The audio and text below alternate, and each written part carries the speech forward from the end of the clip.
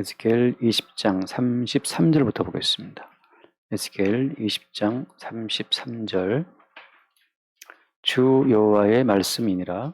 내가 나의 삶을 두고 맹세하노니 내가 능한 손과 편팔로 분노를 쏟아 너희를 반드시 다스릴지라.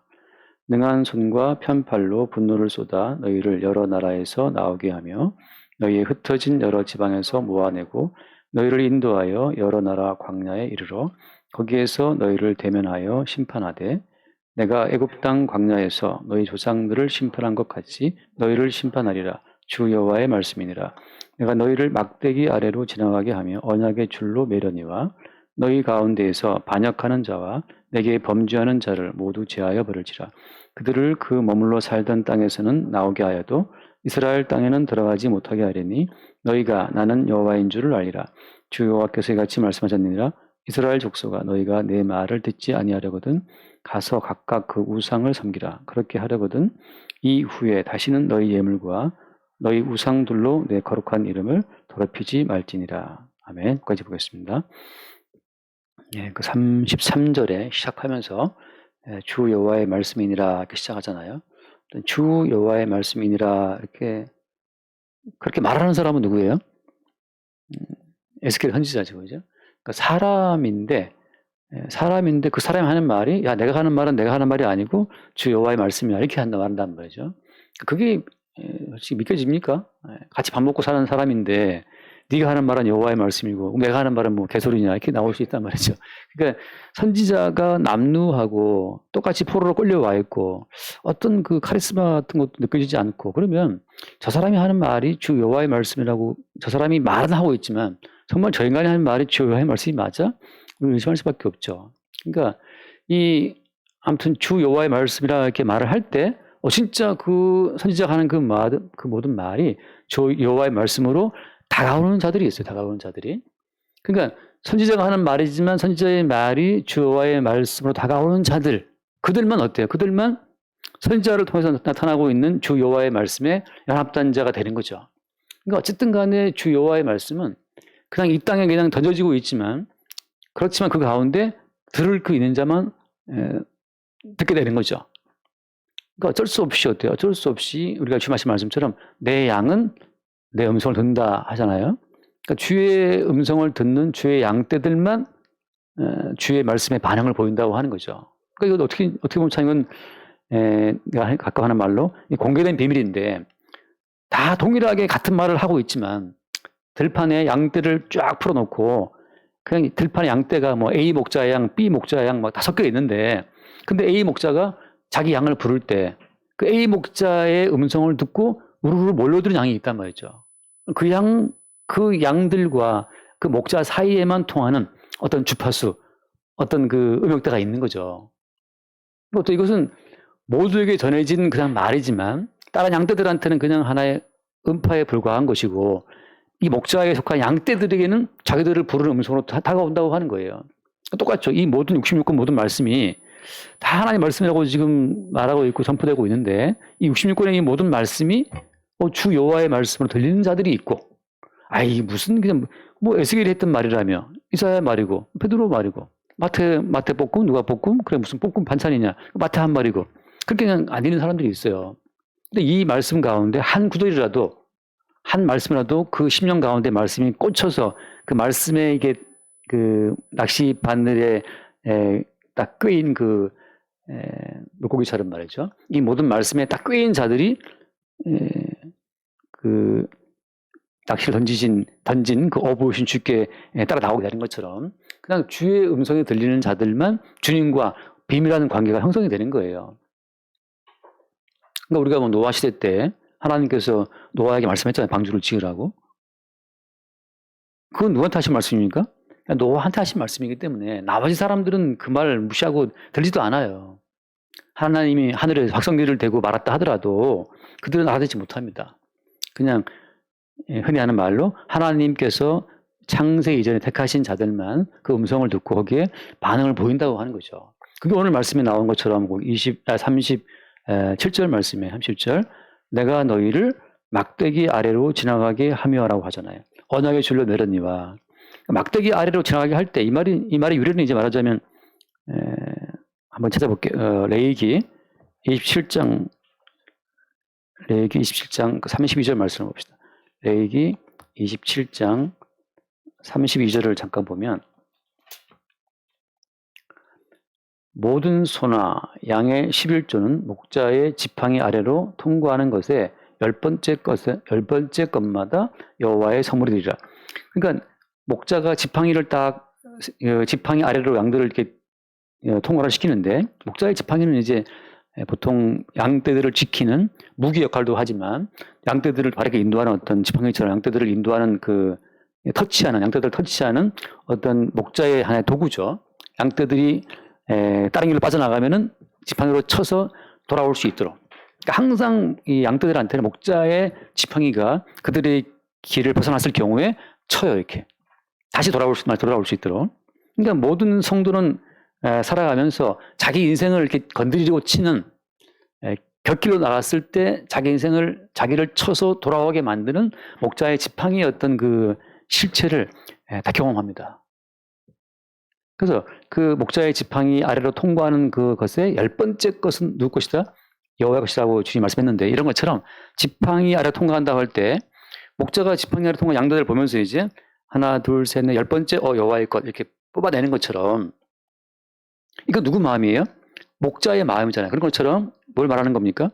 주께서 자기가 택한 백성들은 자기가 모으신다고 하는 거예요. 그러니까 양떼들이 자발적으로 저요 제가 따라가겠습니다. 양떼들의 의사는 중요해요, 안 중요해요? 그건 안 중요해요.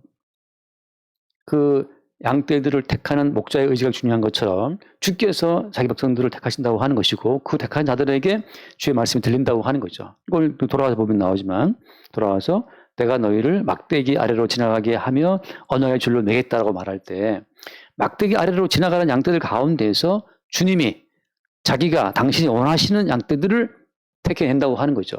그들에게만 어때요? 그들에게만 주 여호와의 말씀이 들린다고 하는 겁니다. 그러니까 노아 시대에 무수히 많은 사람이 있지만 하나님께서는 노아에게 그 말씀을 나타내신 거예요. 내가 심판한다고 하는 거. 그러니까 노아가 방주를 짓는 동안에는 사람들이 이상하게 생각하지 방주를 왜 짓냐 말이죠. 그들한테는 비밀이죠. 그죠? 방주를 짓고 있지만 비밀이에요. 왜? 방주를 지으라고 말씀하신 여호와 하나님과 노아 사이에 둘만의 은밀한 비밀이니까. 드러나는 어떤 방주라는 형태를 봐도 사람들은 깨달을 수가 없어요. 그러니까 예수를 믿는 것은 하나의 어떤 공개된 비밀이고 이건 말씀하신 분과 말씀을 들은 자 사이에 그냥 비밀이에요. 근데 요새는 또 약간 이런 질문할 수 있습니다. 그럼 다들 지금 나름 말씀 들었다고 그러는데 신천지도 얼마 전에 대구에서 엄청난 그 수료식을 했더라고요.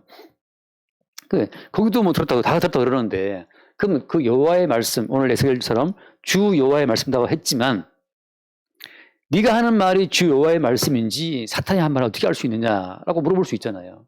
목사님들이 말씀을 증거할 때마다 다 주의 말씀한다고 그러는데 당신이 증거하는 그 주의 말씀이 그게 귀신이 하는 말인지 사탄이 하는 말인지 진짜 주님 하신 말씀 어떻게 알 수 있느냐. 어떻게 알 수 있겠어요.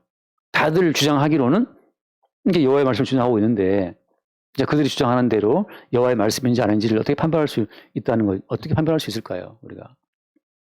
그래서 오늘 그 말씀 봅시다. 이어서 계속해서 그 33절 말씀에서 자 주 여호와의 말씀이다라고 하시면서 자 선포할 때 뭘 선포하죠?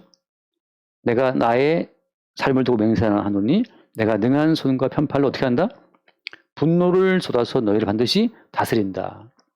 그 다음 말씀 마찬가지죠. 능한 손과 편팔로 분노를 쏟아 너희를 여러 나라에서 나오게 하며 너희 흩어진 여러 지방에서 모아내고 자 주께서 말씀하실 때 그게 주의 말씀인지 아닌지를 판별할 수 있는 첫 번째 기준은 주의 모든 말씀이 분노를 표출하고 있는가 이게 하나의 기준인데요.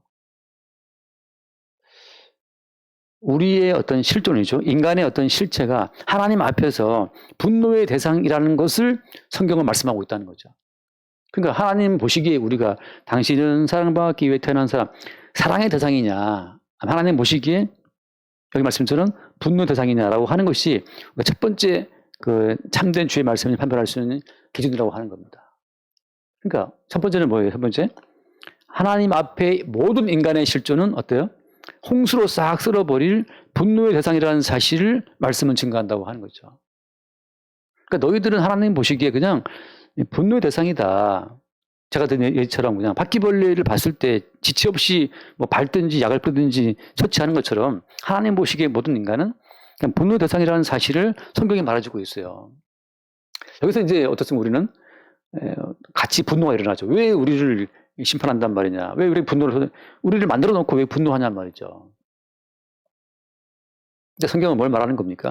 하나님의 분노하심, 하나님의 의로우심을 나타내고 증거할 용도로 인간이 존재하고 있는 거예요. 그러니까 처음부터 하나님은 인간을 위해서 인간을 만든 것이 아니라 뭘 하기 위해서? 하나님의 진노의 성품을 표출하기 위해서 인간을 만들었다. 이렇게 되면 또 진짜 사람들이 분노할 수밖에 없는데 하나님의 자기 표현이에요. 창조라고 하는 것은. 이 건물도 지은 분이 있잖아요. 이 건물을 지으신 분을 제가 뭐 지금 안 계시지만 돌아가셨지만 이 건물을 지은 분도 이 건물을 지은 분의 자기 표현이에요. 이 건물을 지어서 여기에 내 아들과 내 딸을 살게 하고 내 아내를 살게 하고 여기에 뭐 상가도 내놓고 뭐 돈도 벌고 이렇게 뭔가 이 건물을 지은 분의 의도를 갖고 건물이 나온 것처럼 모든 창조라고 하는 것은 지으신 분의 목적과 지으신 분의 성품을 나타내고 표출하는 하나의 표현물이죠. 거기에서 피조된 인간이 왜 나를 중심으로 안 만들었어라고 말할 권리가 있습니까? 없습니까? 권리가 없어요. 그냥 지으신 분의 의도, 지으신 분의 성품, 지으신 분의 계획만 창조된 모든 세계에서 표출될 뿐이죠. 그래서 분노하는 것과 마찬가지로 분노도 주께서 우리를 지으신 그 하나의 목적 가운데 하나라고 하는 겁니다. 시편에 보면 나오지만 어떤 그 질그릇들을 깨뜨리는 그 막대기를 표현하는 철 몽둥이를 말하는 게 있는데 시편 2편에서 보면 모든 피조물은 하나님 앞에 의로우신 하나님이 이 죄로 얼룩진 세상을 깨뜨리는 그 진노의 어떤 표현물로 모든 인간은 지금 존재한다고 하는 거죠. 그러니까 하나님 보시기에 우리는 그 철 몽둥이로 질그릇을 깨뜨리듯이 하나님 앞에서 질병으로 얻어맞고 사고로 얻어맞고 가난으로 얻어맞고 전쟁으로 얻어맞고 계속 얻어맞고 깨지는 어떤 그 대상으로 존재한다는 사실을 성경은 먼저 말하고 있는 거예요. 그래서 이제 인간 중심으로 성경을 보게 되면 말도 안 돼.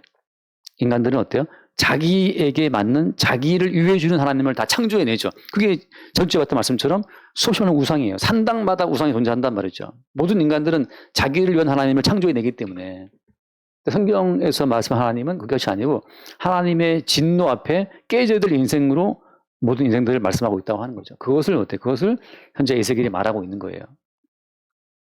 그다음에 또 뒤에 봅시다. 거기서 그 36절 말씀이에요. 36절 내가 애굽 땅 광야에서 너희 조상들을 심판한 것 같이 너희를 심판하리라. 주 여호와의 말씀이니라. 자, 애굽 땅 광야에서 애굽에서 10번의 재앙으로 치고 광야에서 출애굽 이스라엘들을 다 죽었어요. 다 죽였단 말이죠. 그러니까 광야에 나와서 그들이 얼마나 하나님 보시기에 철 몽둥이를 얻어맞아 깨져야 마땅한 죄인인지를 광야에서 다 드러내 보이잖아요. 그들이 우상 숭배하고 간음하고 불평 어마하고 그래서 광야를 지나면서 그들 속에 하나님의 진노의 심판을 받아 마땅한 그들의 모든 속성이 다 표출됩니다. 그러니까 똑같이 우리도 어떻게 인생을 살아가면서 오늘 또 인생이라는 광야를 지나가면서 우리 속에서 올라오는 그 무수히 많은 불평과 원망과 음란과 우상 숭배와 그 많은 것을 우리가 본단 말이죠. 그러니까 오늘 또 우리는 하나님 보시기에 철장으로 맞아서 깨트려져야 될 어떤 질그릇의 어떤 속성을 다 지금 우리가 보이고 살아가는 거예요. 그러니까 하나님 보시기에 우리 모두는 하나님의 분노의 지팡이를 맞아서 깨져야 마땅한 존재라는 사실을 먼저 무엇이 말씀하고 있다? 주 여호와의 말씀은 그걸 선포한다는 거죠. 그러니까 대접받아 마땅하고 사랑받아 마땅하다고 생각하는 인간들에게 사실 하나님의 모든 말씀은 아니야 너희들은 하나님의 분노의 지팡이를 맞아서 깨져야 되고 심판받아 마땅하다는 사실을 먼저 말씀은 증거해주고 있다는 거예요.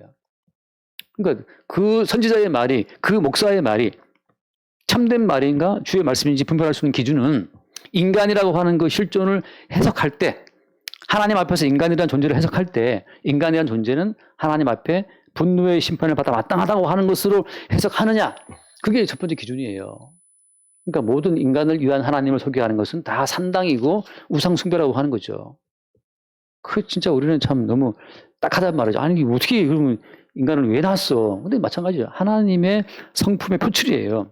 하나님이 얼마나 뜻에 안 맞는 그 어떤 존재들을 파괴하시는 분인지, 하나님의 의로운 성품을 나타내고 증가할 용도로 인생은 창조가 되었고, 그 다음에 지옥도 원하로 진 겁니다. 그러니까 지옥이라고 하는 것은, 저도 옛날에 군대에 있을 때 항상 그 부대 뒤편, 막사 뒤편에 늘 그 쓰레기를 태우는 그 장소가 있었어요.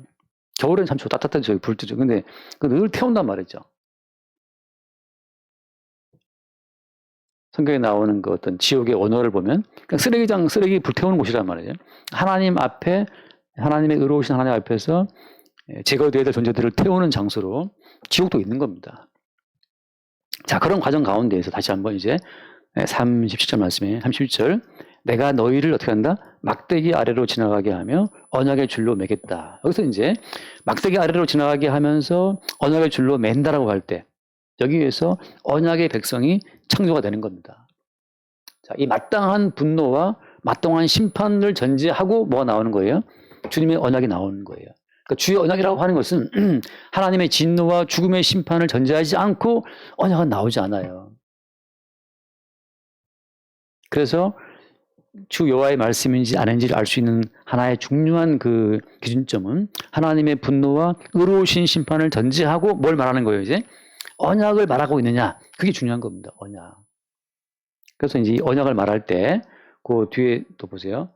줄메라니와 38절, 너희 가운데에서 반역하는 자와 내게 범죄하는 자를 모두 제하여 버릴지라. 그들을 그 머물러 살던 땅에서는 나오게 하여도 이스라엘 땅에는 들어가지 못하게 하리니 너희가 나는 여호와인 줄이라. 이스라엘 땅이라고 하는 것은 언약의 땅인데, 언약의 땅 주변에는 요단강이 흘러간단 말이죠. 요단강은 뭘 말해요? 요단강은 몸에 거두는 시기에 넘쳐흘러서 건너갈 수가 없어요. 하지 말하면 요단강이라는 것은 사망의 강인데, 이스라엘 땅에 진입할 때 반드시 뭘 건너가야 됩니까? 요단강을 건너가야 돼요. 요단강은 무슨 강이에요? 요단강은 다 죽이는 강이에요. 그러니까 죽음이 없이는 건너갈 수 없는 땅이 요단강인데, 그 요단강을 건너가야만 어디로 간다? 이스라엘 땅에 들어간다. 이게 무슨 말입니까? 하나님 반드시 약속의 땅에 자기 백성을 집어넣을 때는 요단강에서 죽음이라는 과정을 거치게 한 다음에 들어간다는 거예요. 내가 아는 내 존재로서는 약속의 땅, 이스라엘 땅에 들어갈 수 없어요. 반드시 뭘 받아야 돼요? 그 요단강 앞에서 이게 죽음을 받아야 되는데, 이스라엘 땅에 들어가기 직전에 요단강을 건너야 된다는 사실을 세례 요한이 어떻게 증거했습니까? 세례 요한이 그 세례 요한이 말하기를, 야, 회개하라, 하나님 가까이 임했다, 하나님 나라가 임했다고 세례 요한이 외치면서 뭘 증거했어요? 회개의 세례를 전파했어요. 회개의 세례 어디서 했어요? 세례 요한이 요단강에서 세례 요한이 회개의 세례를 전파할 때 다 우르르 나와서 받았단 말이죠. 요단강에서 어떻게 했어요? 물속에 집어넣어서 너 죽었다. 물속에 집어넣어서 나는 죽었다. 하나님의 분노의 강물에, 하나님의 분노의 홍수 심판에 의해서 죽었다는 사실을 그 요단강에서 회개 세례를 통해서 확인을 받게 한 자들, 옛사람 정춘하는 죽고 지금 요단강에 다시 튀어 올라온 자는 어때요? 정춘하는 이미 죽었어요. 죽고 어떻게? 그리스도의 것으로 올라온 자들만 어디 가는 겁니까? 이스라엘 땅으로 들어간다고 하는 거죠. 그러니까 하나님의 분노의 강물에 빠져서 나는 죽어마땅한 존재를 인정하는 자들만 그 세례 요한의 손길에 의해서 물에 푹 들어가겠죠. 근데 내가 왜 죽어야 돼? 난 살아야 되겠어. 그 하나님의 분노를 받지 못하는 사람들은 요단강에서 죽음의 세례도 받지 않아요. 그래서 이 이스라엘 땅 앞에 놓여 있는 그 죽음의 강, 요단강 자체를 건너는 과정 자체를 주님이 회개세를 통해서 증거하시고 나서 거기서 죽은 자들을 주님이 이스라엘 땅에 들어가게 하실 때에는 이제 옛사람의 이름은 다 지워지고 어때요? 다 그리스도의 것이라고 하는 그 딱지만 붙이고 들어가는 거예요. 그걸 보통 뭐라고 합니까? 우리가 봤다시피 하나님과 어린 양의 이름이 어디에 있더라? 그들의 이마에 있더라고 한 것처럼. 그러니까 이미 정춘화가 아니고 거기에 어린 양의 이름이 있다면 어린 양의 이름으로만 이스라엘 땅에 들어갈 수가 있는 거죠. 아까 우리 형제 하나 질문했던 거 유튜브에 보는 질문이 있는데, 그러니까 죄를 덮어주는 거냐, 죄를 제거해주는 죄가 하는 것이냐, 그게 질문의 요지였는데, 죄를 덮어준다고 하면 또 죄가 있는 거 아니냐는 거죠. 죄를 제거한다고 말하는 것은 죄가 없는 건데 뭐냐. 죄를 완전히 제거하시는 겁니까? 죄를 그냥 있지만 덮어주시는 겁니까? 그게 왜 그런 질문이 나오는 거예요? 그런 질문이 나오는 것은 나 자신을 기준점을 찍어놓고 보니까 내가 나를 보니까 죄가 남아있는데 그럼 죄가 제거됐다는 것이 아닌가? 제거됐다면 나 사라진 건 난 왜 죄가 있지 아직? 저를 덮어주시는 거라면 알겠어요. 덮어주시는 거라면 죄가 있지만 덮어졌으니까 이제 의인이나 인정할 수가 있는데 성경 딴 데 보면 죄를 제거하는 거니까 그 차이 왜 생기는 겁니까? 나를 기준에 찍어두고 보면 그런 이제 의문이 생기는 거죠. 근데 그 모든 말씀은 내 기준이 아니고 하나님 기준으로 보는 거예요. 하나님 보시기에는 네 본질상 네 실존의 죄가 있거나 없거나 주님이 덮어주실 때는 어때요? 그게 제거되는 거나 덮어주시는 거 똑같아요. 하나님은 그냥 뭘 보시는 겁니까? 우리 위에 덮어 씌워진 하나님의 이름과 어린 양의 이름만 보신다고 하는 거죠. 설주와 인방의 피 바른 집 안에서 늘 하는 비유처럼 거기서 고스톱을 하든 뭐 댄스 춤을 추든 뭐 7080 뭐 난리 부르스를 추든 간에 피 바른 집 안에 있으면 그 안에서 뭘 하든지 주님 묻지 않아요. 그 아예 신경도 안 써요. 우리 인간이 하는 게 뭐가 있겠습니까? 그냥 먹고 자고 욕망대로 살아가는 것밖에 뭐 더 있어요, 우리 인간이? 고상한 걸 생각해봤자 그냥 이 지적인 유의에 불과한 거지. 전쟁 터지면 뭘 봅니까? 프랑스가 뭐 자유민주 뭐 그런 걸 좋아한다고요? 프랑스가 2차 대전 이후로 알제리 그 독립운동 그 한다고 알제리 사람들 몇만 명을 죽였어요. 무슨 자유입니까? 허울 좋은 하나의 이념에 불과한 것이고 국가 이익 앞에서는 아무것도 묻지 않아요. 그러니까 주님 보시기엔 니들이 무슨 아름다운 가치가 있어. 한 며칠 굶겨 놓으면 그냥 살기 위해서 새끼 잡아먹는 것이 인간인데. 그러니까 인간들이 만들어놓은 그 모든 자유니 뭐 민주니 뭐 도덕성이니 그 모든 것은 그냥 이 지적인 선악과를 먹은 인간의 유의에 불과한 거예요. 정치인들이 하는 정의라는 말 여러분 좀 믿습니까? 정치인들이 말하는 민주 자유 그거 믿어요? 주님은 우리를 압박해서 광야에 몰아넣어서 광야에서 우리를 심판하시잖아요. 광야에 밀어 넣으면 무슨 자선이 어디 있고 이웃사랑이 어디 있습니까? 내 생존이 우선인데 거기에서 인간의 모든 그 자기중심적인 모든 욕망이 다 튀어오르잖아요. 하나님 보시기에 다 추고마땅한 죄인밖에 없어요. 그러니까 주님께서 우리를 바라보실 때 우리의 본질을 아시는 주님이란 말이죠. 그렇기 때문에 어때요? 우리의 본질에 주님 아예 신경 안 쓰고 다 뭘 보신다? 그냥 우리 위에 덮어 씌워진 어린 양 예수의 희생의 피만 보신다. 피만 보신다. 네 기준으로 네 관점으로 제가 남아있는데요. 매일 제가 올라오는데요. 그거 신경 쓰지 마. 어차피 하나님은 네 실존에 그런 걸 아시니까. 죄가 남아있든 안 남아있든 그건 네 관점이고 하나님은 덮어 씌워진 어린 양의 피만 보시기 때문에 피만 보시고 통과. 피만 보고 패스오버 하는 거지. 훌륭한 인격자다, 뭐 도덕적인 자다, 뭐 나라를 위해 기여했다 그런 건 아무 의미가 없어요. 광야에 들어가면 아무 효자다. 효자가 광야에 넣어보세요. 효자가 어디 있어요? 자비로운 아빠야. 광야에 넣어서 성을 포위해서 몇 달 포위하고 있으면 새끼 잡아먹는 것이 부모인데 그 무슨 그 자식을 향한 부모의 사랑 어쩌고 합니까? 그거는 다 그냥 사랑감을 보고 인간이 만들어 놓은 하나의 지적인 가치고 유의에 불과한 거예요. 그냥 살만하니까 그냥 하는 어떤 놀이 같은 게임 같은 거예요. 목사님은 그 뭐 자식들 사랑 저도 뭐 사랑하죠. 사랑하는데 자식을 향한 내 사랑이라는 것 자체는 주님이 제공해 주신 여건 속에서만 피어나는 거지. 주님께서 그대로 광야에 옮겨 놓으면 자식을 향한 사랑도 다 끊어지고 말아요. 사람이 너무 힘들면 다 귀찮은 겁니다. 오죽하면 자기가 돌보던 자식도 죽이고 본인도 자살하냐 말이죠. 그 힘든 집안들이 반대의 경우 남편이 아내 죽이고 같이 자살하기도 하고 하잖아요. 광야에 집어넣어 놓으면 인간은 아무것도 아니에요. 주님은 광야에서 우리의 실존을 바라보시고 우리를 대면하시기 때문에 매일매일 죽어나가는 상번제의 어린 양, 그 희생 제물만 보고 내가 너희를 사랑하는 거지. 니들에게 뭐 죄가 있거놓고 신경 쓰지 않. 난 니들 죄인 거 아는데 뭘 신경 써. 신경 안 써요. 그래서 이스라엘 땅에 들어갈 때에는 개인의 이름은 아무도 못 들어갑니다. 정춘하, 범춘자에 화평할 자, 봄 같은 그런 화평한 기운으로 만들어내는 자, 그거는 선악과를 먹은 인간을 만들어내는 가치고, 뭐 최돈용, 돈독할 돈자에 뭡니까? 영화를 영자, 돈독하게 영광스럽게 되라. 그 주님께서 다 살만하게 해주니까 그냥 그 까부는 가치에 불과한 거지. 광야에 집어넣으면 아무것도 없어요. 그 맨날 목사님 무슨 광야 얘기하고 뭐 죄인 얘기하고 그렇게 쌀바라게 하냐. 근데 요즘에 사모님이 뭐 이제 요양원에 실습 나가고 그러는데, 요양원을 가두면 80, 90 먹은 그 노인들이 그냥 먹고 자고 똥 싸고 그밖에 없어요. 집에 와가지고 아무것도 모르고. 그들이 뭐 한때 젊은 날에 영광이 없었겠습니까? 나도 뭐 이대 나온 여자야. 다 있었는데 주님이 광야에 딱 넣어두면 그냥 먹는 것, 잠자는 것 그밖에 아무것도 없죠. 인간이라는 것이 과연 존귀한 자인가? 이스라엘 땅에는 들어가지 못하게 하리니 나는 너의 왕인 줄 알 것이다. 이스라엘 땅에는 살아서는 못 들어갑니다. 다 이 땅에서 만들어진 존재가 다 죽고 그리스도 예수의 것으로 존재할 때, 나의 나됨은 오직 주의 은혜라는 사실을 알 때, 자식을 볼 때, 너와 내가 자식과 부모 사이 이것은 주님께서 허락하시는 관계라는 걸 알 때, 그들만 어때요? 이스라엘 땅에 들어갈 수 있는 거예요. 누가 자기의 노력으로 가정을 유지합니까?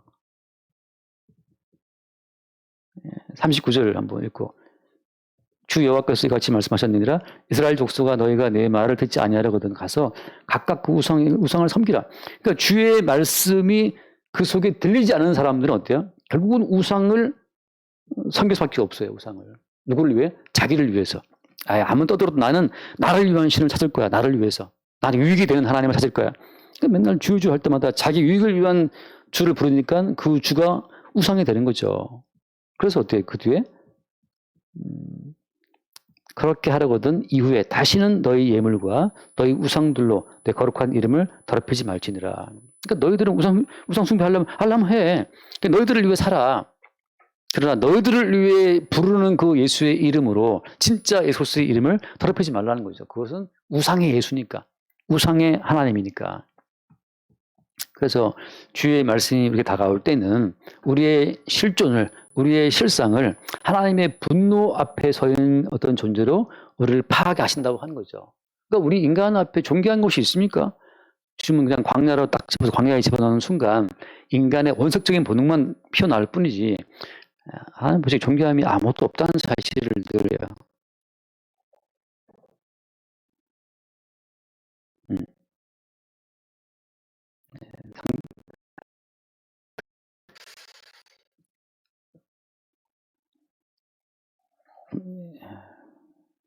계속 안정이 괜찮을까요?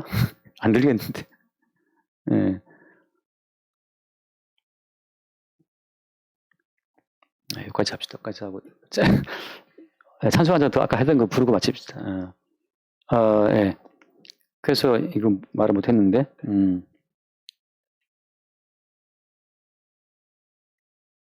하나만 읽고 마칩시다. 예. 그래서 베드로전서를 보면, 베드로전서 1장을 잠깐만, 베드로전서 1장. 베드로전서 1장. 거기 19절 말씀, 19절. 18절, 19절. 베드로전서 1장 18절. 너희가 알거니와 너희 조상이 물려준 헛된, 이거 아니, 죄송합니다. 베드로전서, 이거 안 줬구나, 내가. 그냥 18절. 너희가 알거니와 너희 조상이 물려준 헛된 행실에서 대속함을 받은 것은 은혜나 근거가 없을 것을 한 것이 아니고, 함께 봐요. 오직 흠없고 죄없는 어린 양 같은 그리스도의 보배로운 피로 된 것이니라. 자, 여기에서 그 대속의 원천이 보배로운 피에 있다잖아요. 어린 양의 피에 있다라고 말씀하시고, 그 다음에 그 뒤에 23절 말씀 묻고 23절 1장. 너희가 거듭난 것은 썩을 씨로 된 것이 아니요 썩지 아니할 씨로 된 것이니 살아있고 항상 있는 하나님의 말씀으로 되었다. 이것은 뭘 말하고 있어요? 항상 하나님의 말씀으로 되잖아요. 위에서는 어린 양의 보배로운 피라고 하고 여기서는 말씀이라고 하죠. 다시 말해서 그 선지자의 말씀이 참된 말씀인지 어떻게 알 수 있느냐? 그 모든 말씀 한 절 한 절마다 보배로운 어린 양 같은 그리스도 예수의 피가 거기에서 나온다면 그 말씀은 주의 말씀이라고 하는 거예요. 왜? 인간의 모든 의로움과 행위를 싹 지워버리고 마땅히 죽어야 될 자들을 대신해서 죽임당하고 피 흘리신 어린 양의 피가 모든 말씀에 뚝뚝뚝뚝 나오느냐. 그것만이 어린 양 그 예수 그리스도의 그 보배로운 피를 증거하는 말씀만이 참된 주의 말씀이라고 하는 거죠. 그러니까 선지자의 말, 목사님의 말, 그 누구의 말이 진짜 주의 말씀인지 어떻게 아느냐? 그것은 첫 번째는 우리의 실존이 주님 앞에 분노의 대상이라는 사실과 마땅히 죽어야 될 분노의 대상자들을 대신해서 하나님의 분노를 얻어맞고 피 흘리신 어린 양의 어떤 그 어린 양 예수로서의 그 희생을 증거하고 있느냐. 그것만이 예, 피로 피를 대신하고 생명으로 생명을 대신하는 어린 양 예수로서의 보배로운 피가 증거되는 그 말씀만이 어때요? 그 말씀만이 살아있고 항상 있는 하나님의 말씀이라고 하는 거죠. 그래서 앞에서는 어린 양 같은 보배로운 피로 됐다 너희 대속이라고 말씀하시고 뒤에서는 바로 누구나 거듭난 말씀이 항상 있는 말씀이다. 모든 말씀이